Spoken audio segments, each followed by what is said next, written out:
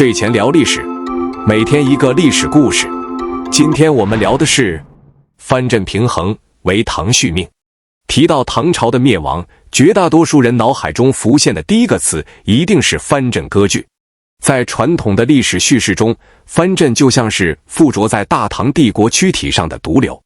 从公元755年安史之乱爆发到公元907年朱温篡唐，这中间的150多年里，藩镇被描绘成一群拥兵自重、抗拒中央、互相倾轧的军阀。他们把原本繁荣昌盛的大唐盛世撕裂成了一个战火纷飞、民不聊生的烂摊子。因此，藩镇割据是导致唐朝灭亡的罪魁祸首，这似乎已经成了一个不需要讨论的常识。但是，历史的真相往往隐藏在反直觉的细节之中。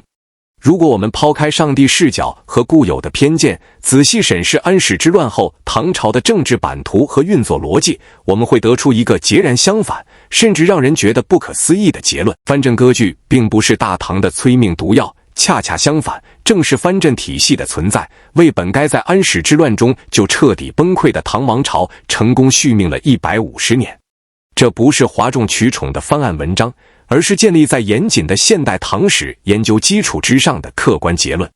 今天，我们就来扒一扒大唐帝国中后期的真实运作机制，看看藩镇到底是如何作为一种精妙的政治平衡系统，维持着大唐帝国的残喘与繁荣的。为了理解这个问题，我们首先要打破一个根深蒂固的刻板印象：所有的藩镇都是反唐的。在很多人的观念里，安史之乱以后的唐朝版图就像是民国初年的军阀混战时期，各地节度使都是土皇帝，中央政权政令不出长安。但实际上，这是一种极大的误解。根据著名历史学家张国刚先生在唐代藩镇研究中的经典分类，安史之乱后的藩镇，根据其地理位置、职能和对中央的真实态度，大致可以分为4种截然不同的类型：和硕型、中原型、边疆型和东南型。这4种藩镇扮演着完全不同的角色，共同构成了一个极其复杂的帝国维稳系统。我们先来说第一种，和硕型藩镇。这也就是名声最臭、最符合我们对军阀定义的藩镇。它们主要分布在黄河以北的河北地区，也就是当年安禄山和史思明起家的老巢。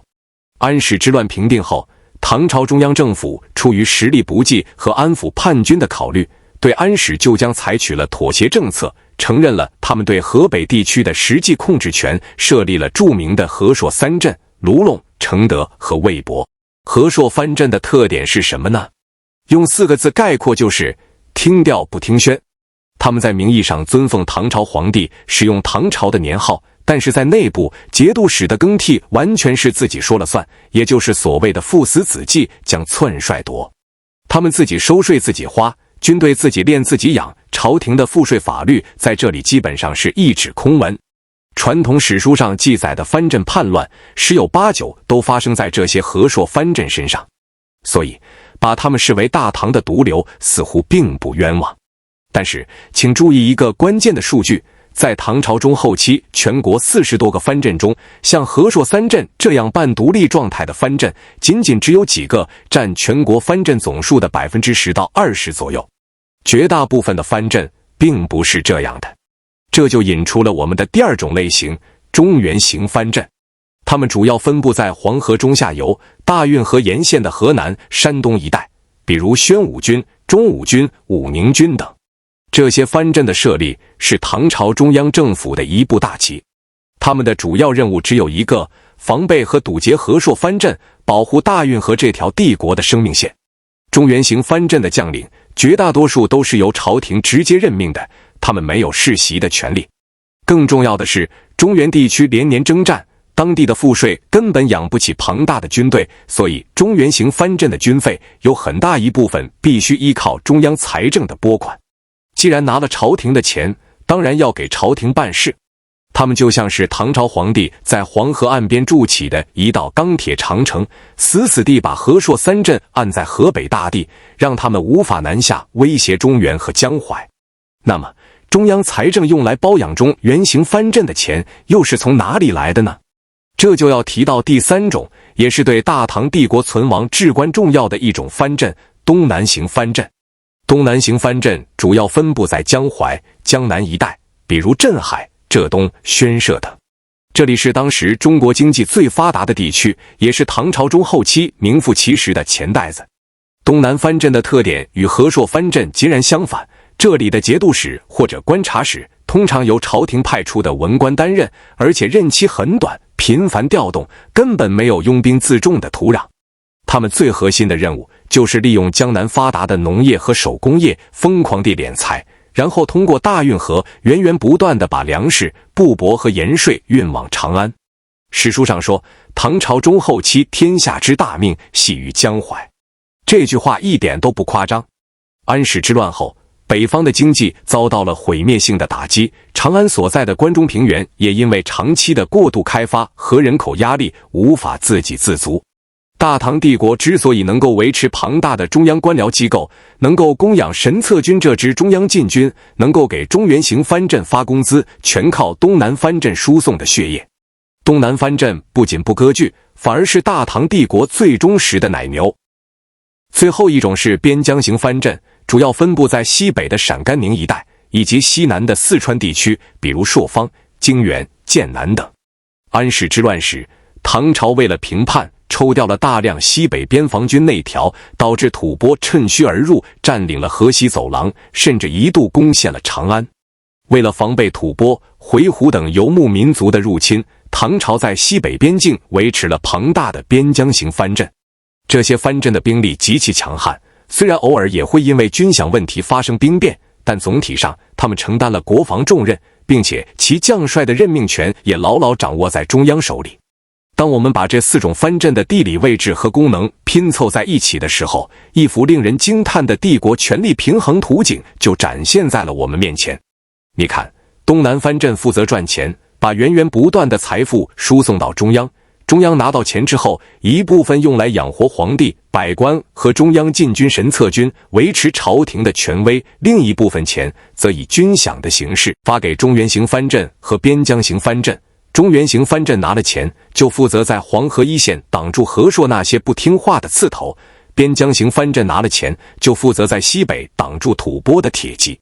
在这个精密的系统里，除了那几个和硕藩镇之外，绝大多数藩镇都是唐朝中央政府维持统治的工具。这哪里是什么军阀混战的无政府状态？这分明是一个经过高度妥协，却又异常实用和稳固的政治军事联盟。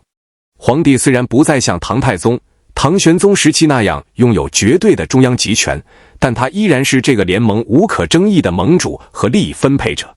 只要东南的漕运不绝，只要中央手里有钱，这套藩镇平衡系统就能一直运转下去。事实证明，这套系统极其有效。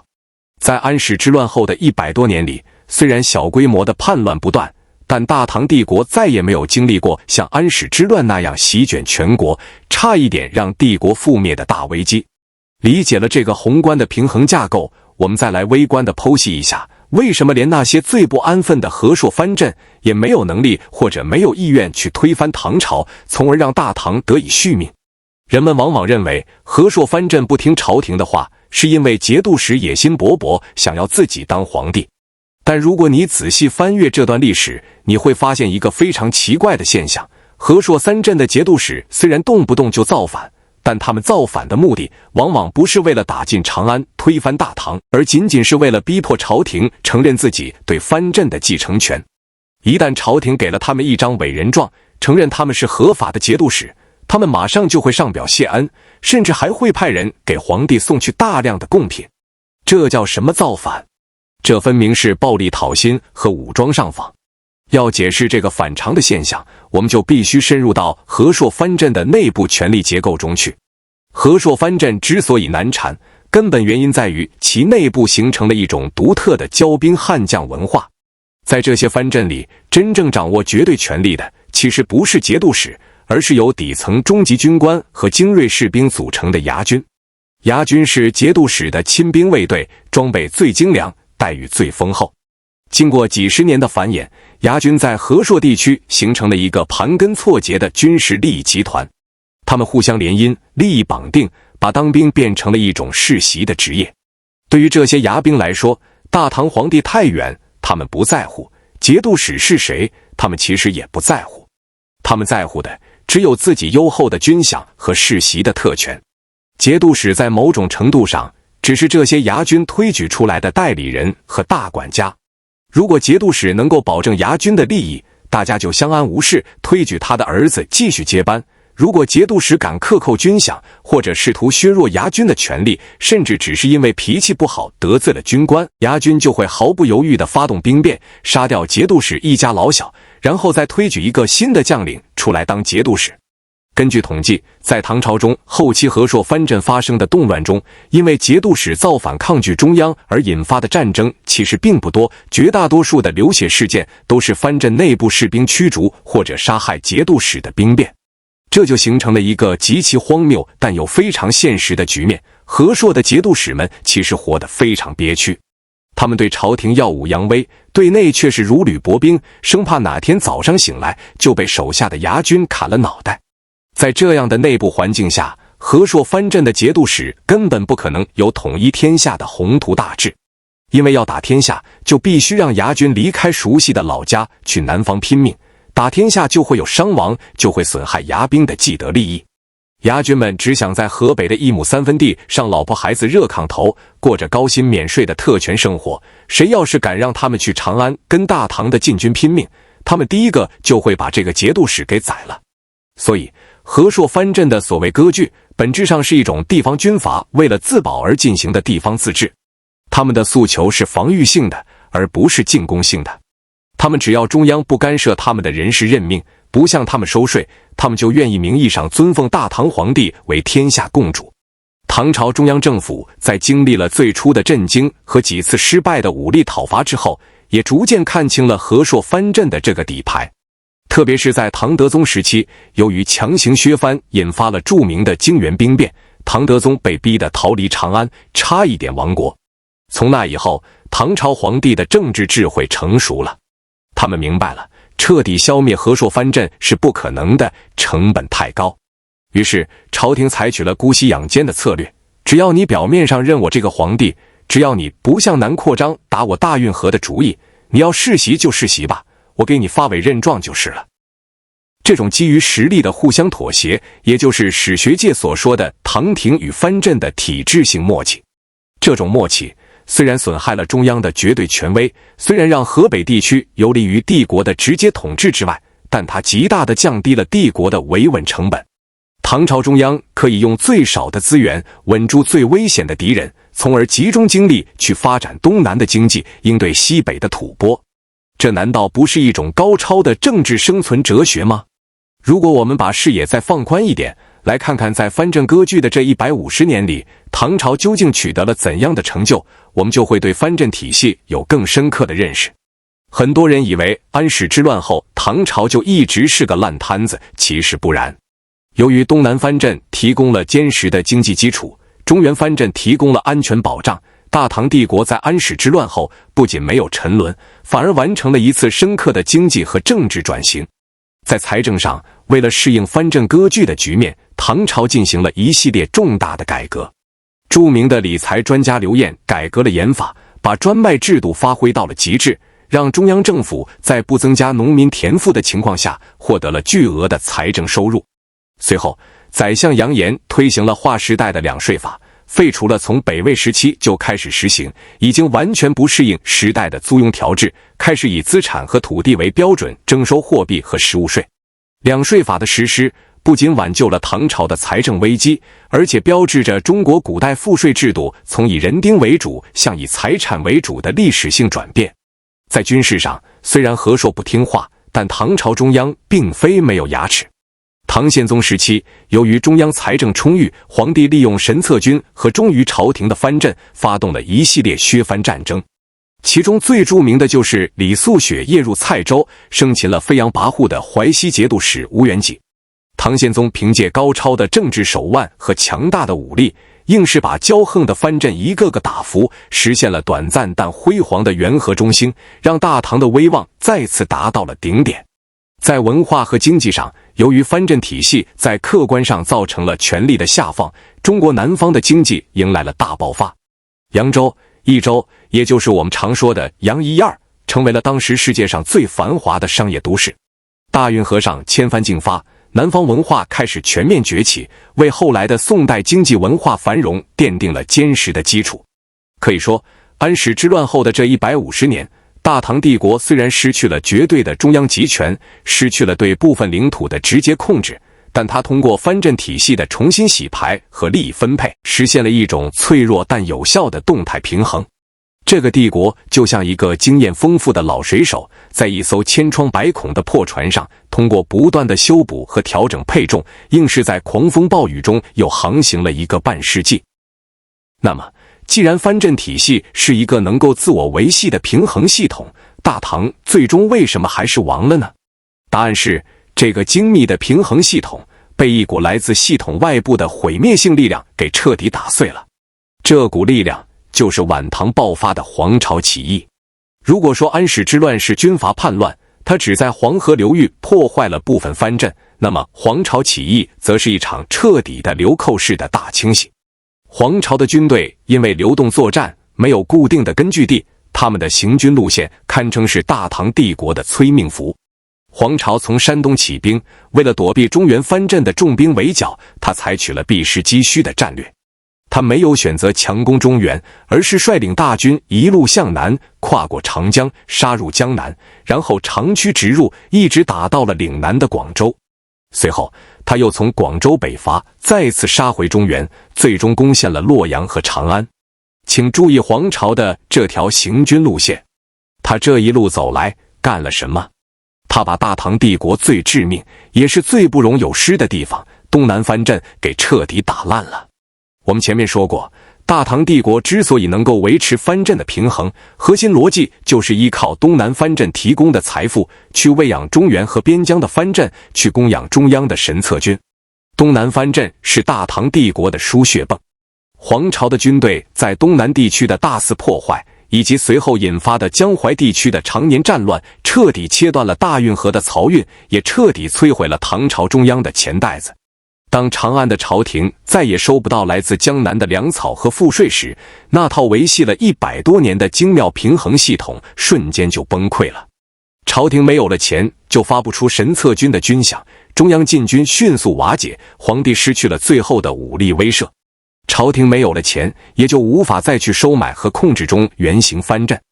那些原本负责阻挡和硕叛军的中原将领们发现，给大唐打工已经发不出工资了，那还不如自己单干。于是，真正的末日降临了。